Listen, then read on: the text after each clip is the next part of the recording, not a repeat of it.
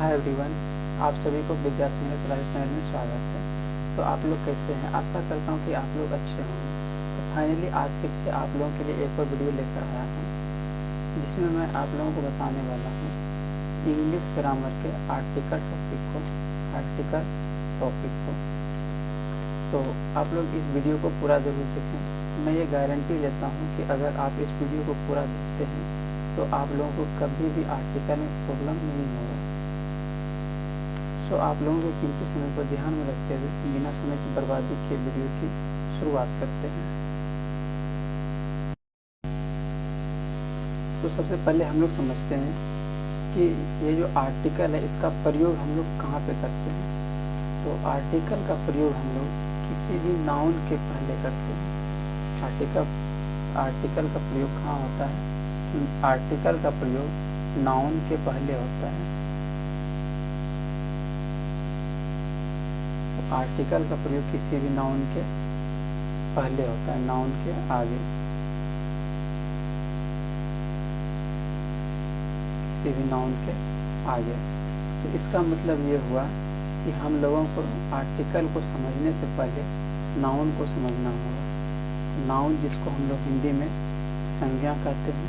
Noun मुख्य रूप से इसको हम लोग बोल सकते हैं कि दो प्रकार के होते हैं। कौन कौन सा? एक काउंटेबल नाउन और दूसरा अनकाउंटेबल नाउन। नाउन दो प्रकार के होते हैं, पहला काउंटेबल नाउन, दूसरा अनकाउंटेबल नाउन। अब ये जो काउंटेबल नाउन है ये दो प्रकार के होते हैं। पहला होता है सिंगुलर काउंटेबल नाउन और दूसरा होता है प्लूरल काउंटेबल नाउन। काउंटेबल यानी जिसको हम लोग गिन सकते हैं, अनकाउंटेबल मतलब जिसको हम लोग नहीं गिन सकते हैं। अब ये काउंटेबल नाउन भी दो प्रकार के होते हैं। पहला होता है सिंगुलर काउंटेबल नाउन, दूसरा होता है प्लूरल काउंटेबल नाउन। जिसे हम लोग देखते हैं, जिसे बोलेंगे पेन। पेन ये सिंगुलर काउंटेबल नाउन है और इसको अगर यदि हम लोग प्लूरल काउंटेबल नाउन बनाते हैं ये हो जाएगा पेन्स, PENS। और जैसे ये क्या है? पेन है। पेन ये सिंगुलर काउंटेबल नाउन हो गया और इसको अगर प्लूरल काउंटेबल नाउन बनाते हैं ये हो जाएगा पेन्स, PENS। और इसी में जो ये इंक भरा हुआ है, इंक, ये क्या हो जाएगा? ये हो जाएगा अनकाउंटेबल नाउन। जैसे और भी बात करते हैं चेयर। ये सिंगुलर काउंटेबल नाउन है।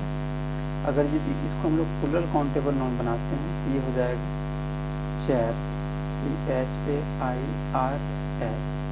ये प्लूरल काउंटेबल नाउन बदल गया।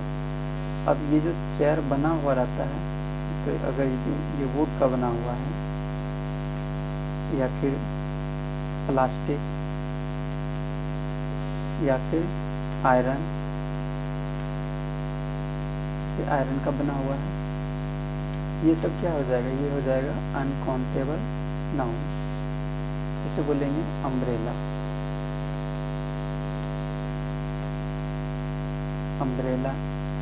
अगर यदि इसको हम लोग प्लूरल काउंटेबल नाउन बनाते हैं तो ये हो जाएगा UMBRELLAS, अम्ब्रेला हो जाएगा। और अगर यदि इसे बोलते हैं हम लोग वाटर, ये क्या हो जाएगा? ये हो जाएगा अनकाउंटेबल नाउन। जिसे हम लोग बोलते हैं यूनिवर्सिटी, और उसको हम लोग प्लूरल काउंटेबल नाउन में चलते हैं, ये हो जाएगा यूनिवर्सिटी। तो देखिए अब ये आप लोगों को समझ में आ गया होगा। तो चलिए हम लोग समझते हैं आर्टिकल को। आर्टिकल दो प्रकार का होता है। पहला होता है डेफिनिट आर्टिकल, दूसरा होता है इंडेफिनिट आर्टिकल। तो डेफिनिट आर्टिकल में आता है द और इंडेफिनिट आर्टिकल में आता है ए और एन आता है इंडेफिनिट आर्टिकल में, और डेफिनिट आर्टिकल में आता है द का प्रयोग। अब देखिए ये जो द है इसको हम लोग कभी द पढ़ते हैं, कभी दी पढ़ते हैं। कभी हम लोग इसको द बोलते हैं, फिर कभी दी बोलते हैं। तो फिर इसको समझते हैं। कभी हम लोग बोलते हैं द या फिर दी बोलते हैं। देखिए जब भी अगर यदि किसी भी वर्ड की शुरुआत अगर यदि कॉन्सोनेंट से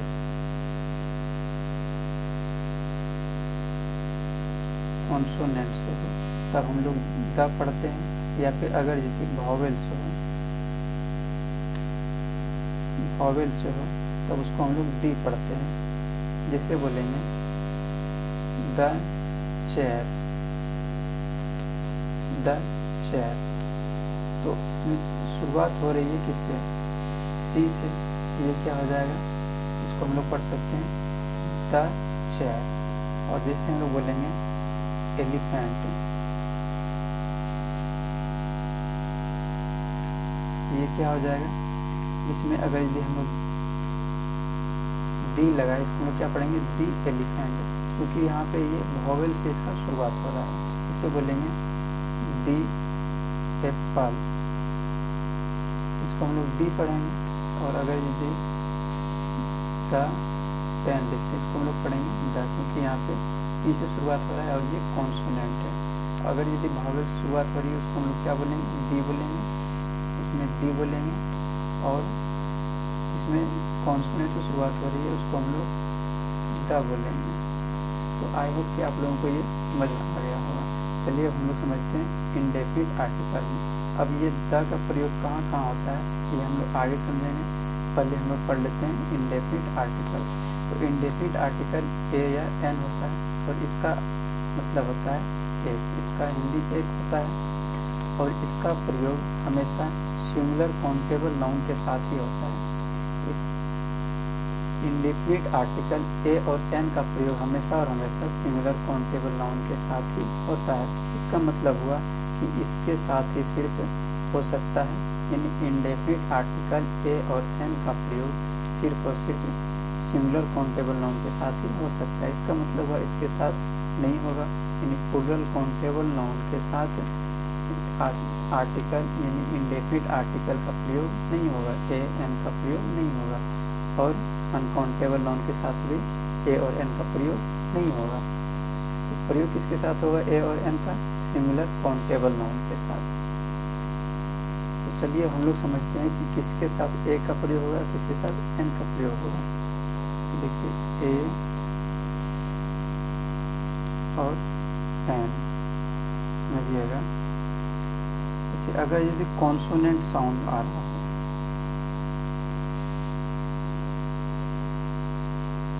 कॉन्सोनेंट साउंड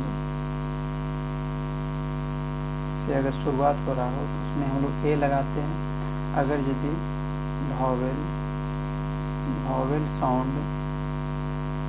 वॉवेल साउंड से अगर शुरुआत हो रही हो तो उसके साथ हम लोग एन का प्रयोग करेंगे।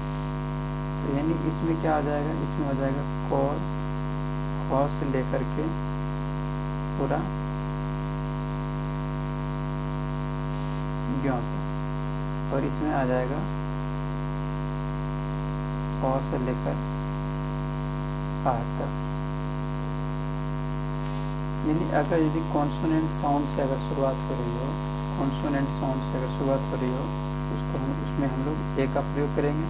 और अगर यदि वॉवेल साउंड से शुरुआत हो रही हो तो उसके साथ हम लोग एन का प्रयोग करेंगे। तो चलिए अब हम लोग इसको अच्छे से समझते हैं।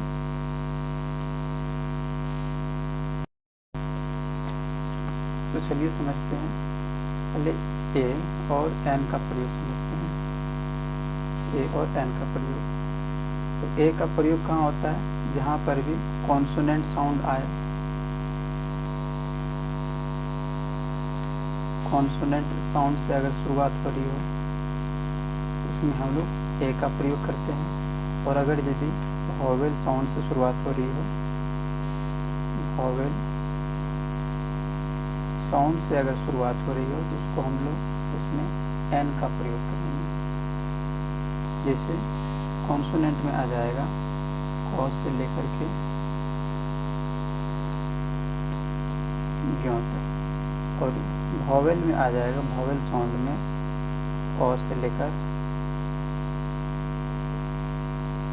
आ तक। चलिए हम लोग इसको समझते हैं एग्जाम्पल से। इसे हम लोग बोलेंगे चेयर। देखिए इसमें चौ से शुरू हो रहा है, चेयर यानी चौ से शुरू हो रहा है, तो ये किस में आएगा? कॉन्सोनेंट साउंड में। तो इसके साथ क्या चीज़ का प्रयोग होगा, इसके साथ आर्टिकल ए का प्रयोग इसमें होगा, यानी इसमें इंडेफिनिट आर्टिकल ए का प्रयोग होगा। इसे और भी पढ़ते हैं, इसे बोलेंगे पेन, डैश पेन। इसमें प से शुरुआत हो रही है, यानी कॉन्सोनेंट साउंड से शुरुआत हो रही है, इसमें भी ए का प्रयोग होगा। चलिए हम लोग इसमें समझते हैं। तो जिसे बोलेंगे एप्पल, तो इसमें अ से शुरुआत हो रही है, तो ये क्या हो जाएगा, वॉवेल साउंड। तो हम लोग जानते हैं अगर यदि वॉवेल साउंड से अगर शुरुआत हो रही हो कोई भी वर्ड, तो उसके साथ हम लोग एन का प्रयोग करते हैं, इसके साथ एन का प्रयोग हो जाएगा। जिसे बोलेंगे डैश अम्ब्रेला।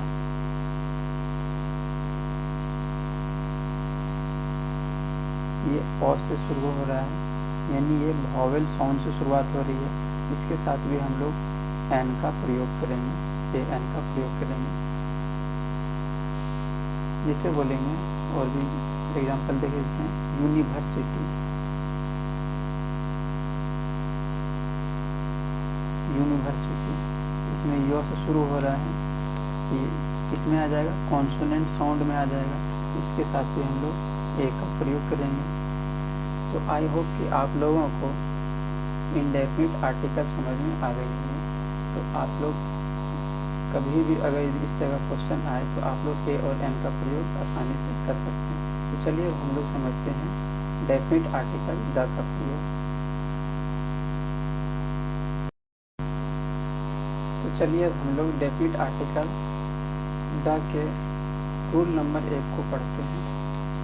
तो रूल नंबर 1 में बोला जा रहा है कि सिंगुलर रूल नंबर 1 में बोला जा रहा है सिंगुलर कॉमन रूल नंबर 1 में बोला जा रहा है कि सिंगुलर कॉमन काउंटेबल नाउन के पहले डेफिनिट आर्टिकल द का प्रयोग होता है। सिंगुलर कॉमन काउंटेबल नाउन, यहाँ पे लिख सकते हैं काउंटेबल। तो चलिए हम लोग डेफिनिट आर्टिकल द के रूल नंबर 1 को समझते हैं। तो रूल नंबर 1 में बोला जा रहा है कि सिंगुलर कॉमन नाउन के पहले डेफिनिट आर्टिकल द का प्रयोग होता है। डेफिनिट आर्टिकल द का प्रयोग किसी भी सिंगुलर कॉमन नाउन के पहले होता है। तो चलिए हम लोग एग्जांपल से समझते हैं। इसमें बोला जा रहा है the dog is an animal. कुत्ता क्या है, एक एनिमल है, एक जानवर है।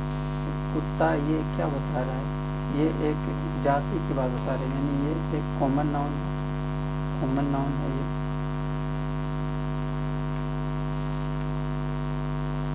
कॉमन नाउन है। तो इसके पहले हम लोग द का प्रयोग किए हैं, और ये सिमिलर कॉमन नाउन है, इसके पहले हम लोग द का प्रयोग किए हैं। मतलब कि किसी भी सिमिलर कॉमन नाउन के पहले हम लोग डेफिनिट आर्टिकल द का प्रयोग करते हैं। We can use the definite article before any similar countable noun. यानी हम लोग बोल सकते हैं कि किसी भी सिमिलर कॉमन नाउन के पहले हम लोग डेफिनिट आर्टिकल द का प्रयोग करते हैं। ठीक, अगर यदि आप लोग इंग्लिश में लिखना चाहते हैं तो लिख सकते हैं we can use the definite article, we can use the definite article, we can use the definite article before any, we can use the definite article before any similar common noun, before any similar common noun। तो चलिए अब इसके example को समझते हैं। इसमें देखिए dog है, यहाँ पर डॉग क्या बता रहा है, एक कॉमन नाउन को बता रहा है। ये क्या कॉमन नाउन है और ये सिमिलर कॉमन नाउन है, इसके पहले द का प्रयोग किए।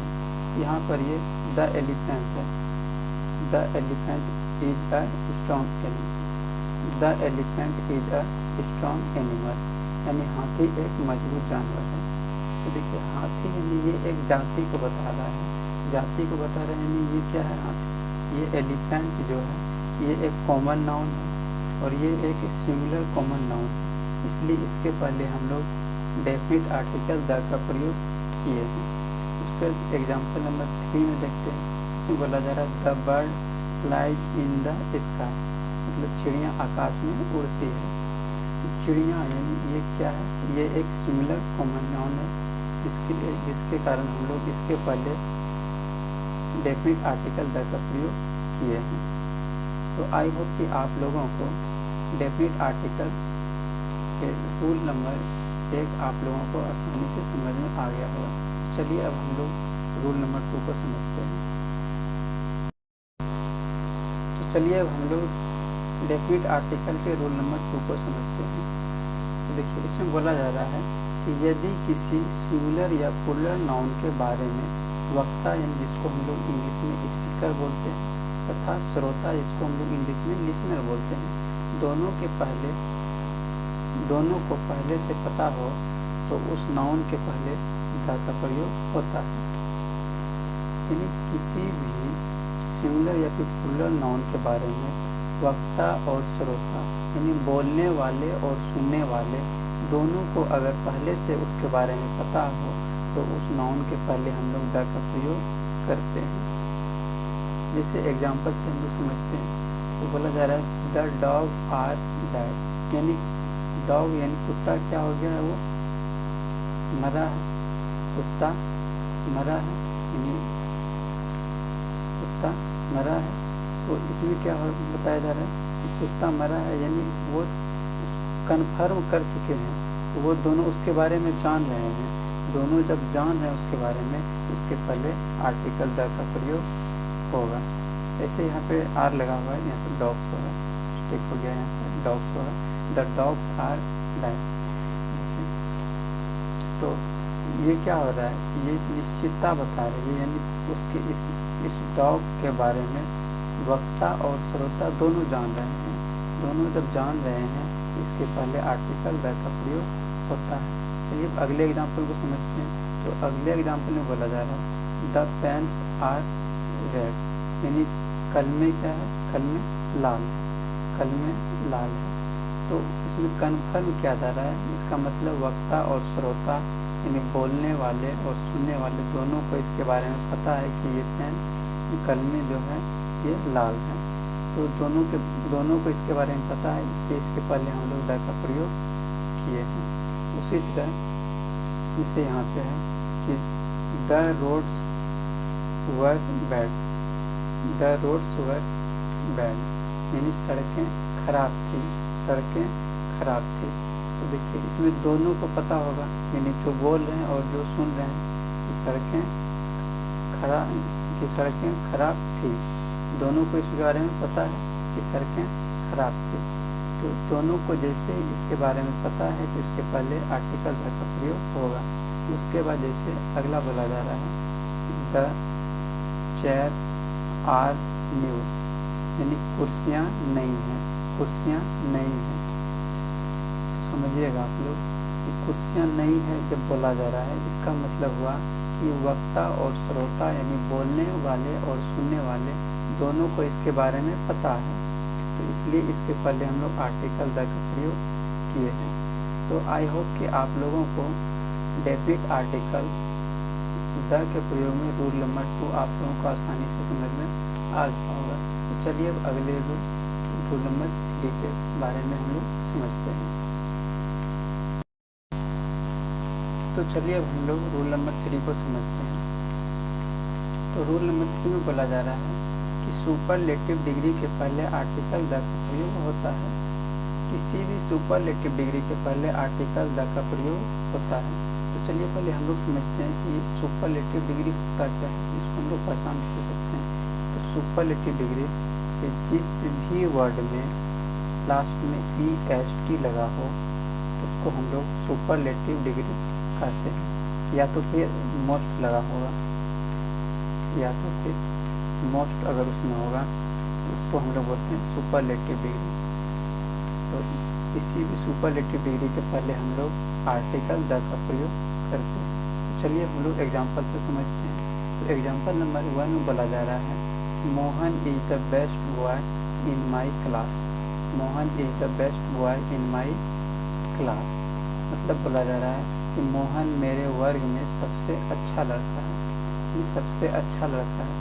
इसमें क्या बताया जा रहा है, सुपरलेटिव डिग्री की चर्चा की जा रही है, यानी कि बेस्ट हुआ है। देखिए इसमें EST लगा हुआ है, यानी इसका मतलब ये क्या है, सुपरलेटिव डिग्री है।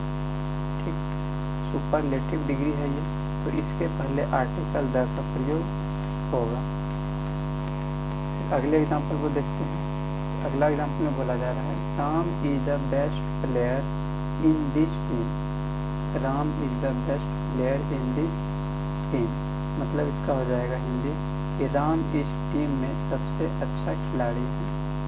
तो देखिए सबसे अच्छा खिलाड़ी है यानी बेस्ट, यानी इसमें भी EST लगा हुआ है, यानी इसका मतलब हो गया कि ये भी एक सुपरलेटिव डिग्री है। तो हम आपको बताएं कि किसी भी सुपरलेटिव डिग्री के पहले आर्टिकल द का प्रयोग होता है, इसलिए इसमें आर्टिकल द का प्रयोग होगा। उसके बाद अगले एग्जाम्पल को देखते हैं। तो अगले एग्जाम्पल में बोला जा रहा है, Sita is the most beautiful of this girls, यानी इसका हिंदी हो जाएगा कि सीता इस लड़कियों में से सबसे सुंदर है। तो सबसे सुंदर यानी इसमें बताए थे आपको कि सुपरलेटिव डिग्री में या फिर लास्ट में EST लगा होगा या फिर उसमें मोस्ट होगा। देखिए इसमें मोस्ट है, यानी ये भी क्या हो जाएगा, ये हो जाएगा सुपरलेटिव डिग्री। तो सुपरलेटिव डिग्री के पहले आर्टिकल द का प्रयोग होता है। तो आई होप कि आप लोगों को रूल नंबर 3 भी आसानी से समझ में आ गया होगा। तो चलिए अब हम लोग रूल नंबर 4 को समझते हैं। चलिए अब हम लोग रूल नंबर 4 को समझते हैं। इसमें बोला जा रहा है कि कर्मवाचक विशेषण के पहले आर्टिकल द का प्रयोग होता है। कर्मवाचक विशेषण, जिसको हम लोग इंग्लिश में बोलते हैं ऑर्डिनल एडजेक्टिव। कर्मवाचक विशेषण जिसको हम लोग इंग्लिश में बोलते हैं ऑर्डिनल एडजेक्टिव। तो ऑर्डिनल एडजेक्टिव के पहले हम लोग आर्टिकल द का प्रयोग करते हैं। इसे हम लोग एग्जाम्पल से समझते हैं। एग्जाम्पल में बोला जा रहा है कि doctor Rajendra Prasad was the first president of India. Doctor Rajendra Prasad was the first president of India, मतलब इसका हिंदी होगा डॉक्टर राजेंद्र प्रसाद भारत के प्रथम राष्ट्रपति थे। तो इसमें क्रम की बात हो रही है, प्रथम। प्रथम क्या होगी, क्रम बताया जा रहा है, प्रथम द्वितीय तृतीय, यानी ये क्रम को प्रदर्शित कर रहा है, यानी ऑर्डिनल एडजेक्टिव को प्रदर्शित कर रहा है। तो ऑर्डिनल एडजेक्टिव के पहले हम लोग आर्टिकल द का प्रयोग करते हैं, इसलिए यहाँ पर ये फर्स्ट यानी कि प्रथम। तो प्रथम ये क्या है, ये एक ऑर्डिनल एडजेक्टिव है, इसलिए हम लोग इसके पहले आर्टिकल द का प्रयोग करेंगे। तो अगले एग्जाम्पल को समझते हैं हम लोग। अगले एग्जाम्पल में बोला जा रहा है कि Sita is the last girl in this class. Sita is the last girl in this class, मतलब इसका हिंदी हो जाएगा कि सीता वर्ग में अंतिम छात्रा है। सीता वर्ग में अंतिम छात्रा है। देखिए इसमें अंतिम यानी लास्ट, अंतिम, पहला दूसरा तीसरा या फिर अंतिम लास्ट, ये सब क्या प्रदर्शित कर रहा है, एक तरह से ऑर्डिनल एडजेक्टिव को ये प्रदर्शित कर रहा है, मतलब क्रमवाचक विशेषण को ये प्रदर्शित कर रहा है, इसलिए इसके पहले आर्टिकल द का प्रयोग होगा। तो कोई भी अगर यदि क्रमवाचक विशेषण हो, मतलब ऑर्डिनल एडजेक्टिव हो, तो उसके पहले हम लोग आर्टिकल द का प्रयोग करेंगे। तो आई होप कि आप लोगों को रूल नंबर 4 भी समझ में आ गया होगा। तो चलिए अब हम लोग रूल नंबर 5 को समझते हैं। तो चलिए अब रूल नंबर 5 को समझते हैं। तो रूल नंबर 5 में बोला जा रहा है कि किसी भी आकाशीय पिंड, दिशा और आकाश एवं हवा के पहले आर्टिकल द का प्रयोग करते हैं। हवा यानी इसको हम लोग विंड कहते हैं इंग्लिश में, इसके पहले आर्टिकल द का प्रयोग होता है। कोई भी आकाशीय पिंड हो या फिर किसी भी दिशा की बात करेंगे, जैसे ईस्ट वेस्ट नॉर्थ साउथ, कोई सा भी दिशा की बात करेंगे तो उसके पहले आर्टिकल द का प्रयोग होगा। आकाश की बात करेंगे तो आकाश के पहले आर्टिकल द का प्रयोग होगा। हवा के पहले आर्टिकल द का प्रयोग होगा, विंड के पहले आर्टिकल द का प्रयोग होगा। चलिए हम लोग एग्जाम्पल में समझते हैं। इसे एग्जाम्पल नंबर पहला एग्जाम्पल में बोला जा रहा है, the the sun is a star, the sun is a star, मतलब इसका हिंदी हो जाएगा कि सन यानी सूर्य क्या है, सूर्य एक तारा है, सूर्य एक तारा है। तो सूर्य क्या है, एक आकाशीय पिंड है, सूर्य एक आकाशीय पिंड है, इसलिए इसके पहले आर्टिकल द का प्रयोग होगा, क्योंकि आपको बताएं आकाशीय पिंड के पहले आर्टिकल द का प्रयोग होता है।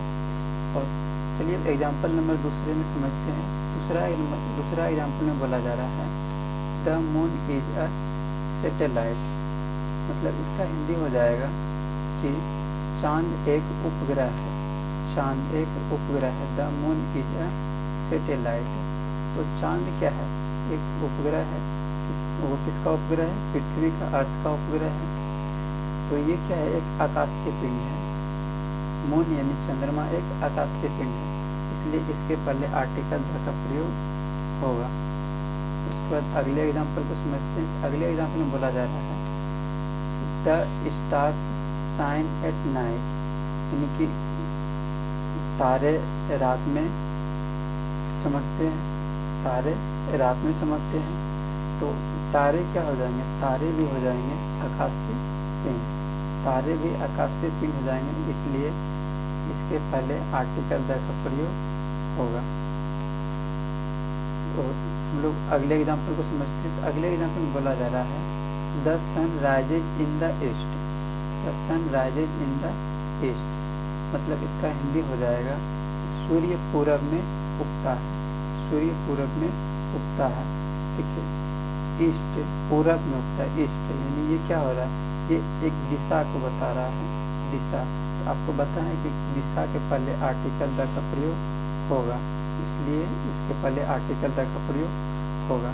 उसके बाद अगला एग्जाम्पल में बोला जा रहा है द स्काई इज ब्लू, मतलब आकाश नीला है।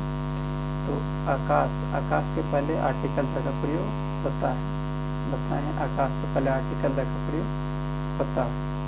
अगला एग्जाम्पल में बोला जा रहा है द विंड इज ब्लोइंग, मतलब क्या हो रहा है कि हवा बह रही है, हवा बह रही है। तो हवा के पहले भी आर्टिकल द का प्रयोग होता है, यानी विंड के पहले आर्टिकल द का प्रयोग होता है, इसलिए इसके पहले आर्टिकल द का प्रयोग हो जाएगा। तो आई होप कि आप लोगों को रूल नंबर 5 भी आसानी से समझ में आ गया होगा।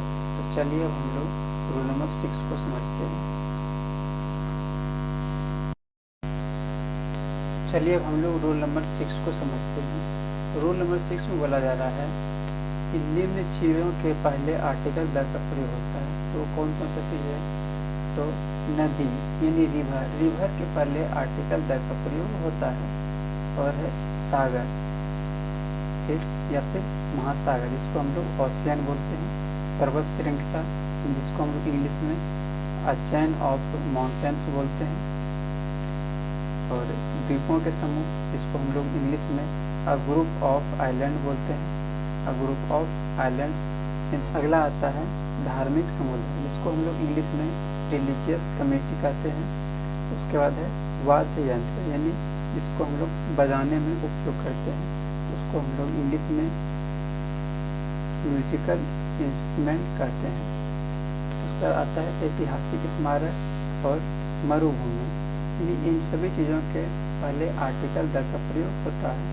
चलिए हम लोग एग्जाम्पल से समझते हैं। पहले एग्जाम्पल में बोला जा रहा है the Ganga is a Holi river, the Ganga is a Holi river. तो गंगा क्या है, ये एक रिवर है, नदी है। तो नदी के पहले आर्टिकल द का प्रयोग होता है। और अगले एग्जाम्पल में बोला जा रहा है I have seen the Arabian sea, यानी कि बोला जा रहा है कि इसमें इसको हम लोग इससे हिंदी करेंगे, इसका हो जाएगा मैंने अरब सागर देखी है, मैंने अरब सागर देखी है। यानी यहाँ पे किसको देखने की बात किया जा रहा है, अरब सागर, ठीक। तो ये कोई एक सागर है, इस कारण से इसके पहले हम लोग आर्टिकल द का प्रयोग करेंगे। हम लोग जानते हैं कि किसी भी सागर के पहले आर्टिकल द का प्रयोग होता है। अगले एग्जाम्पल में बोला जा रहा है the Himalaya are a chain of mountains, यानी कि हिमालय क्या है, एक चेन ऑफ माउंटेन्स। मतलब इसका हिंदी हो जाएगा कि हिमालय एक पर्वत श्रृंखला है। हिमालय एक पर्वत श्रृंखला है। देखिए हिमालय की बात हो रही है इसमें, यानी कि एक पर्वत श्रृंखला की बात हो रही है। अ चैन ऑफ माउंटेन्स, यानी इसमें पर्वत श्रृंखला की बात हो रही है। इसलिए इसके पहले हम लोग यहाँ पे हिमालय क्या है, एक पर्वत श्रृंखला है। इसके पहले हम लोग आर्टिकल द का प्रयोग किए हैं, और हम लोग जानते हैं कि पर्वत श्रृंखला के पहले हम लोग आर्टिकल द का प्रयोग करते हैं। आगे है कि the Taj Mahal is in Agra. तो ये क्या है, ये एक ऐतिहासिक स्मारक है। ये एक ऐतिहासिक स्मारक है, इसलिए इसके पहले आर्टिकल द का प्रयोग होगा। उसके बाद यहाँ पे बोला जा रहा है कि the Andaman is a group of islands. मतलब इसका हिंदी हो जाएगा कि अंडमान एक द्वीप समूह है। अंडमान एक द्वीप समूह है। तो आप लोगों को बताएं हैं कि किसी भी अंडमान क्या हो रहा है, एक द्वीप समूह है। और आप लोगों को बताएं कि कोई भी द्वीपों का अगर समूह हो, कोई भी द्वीपों का अगर समूह हो, मतलब अ ग्रुप ऑफ आइलैंड्स, तो उसके पहले हम लोग आर्टिकल द का प्रयोग करते हैं। इसलिए इसके पहले आर्टिकल द का प्रयोग होगा।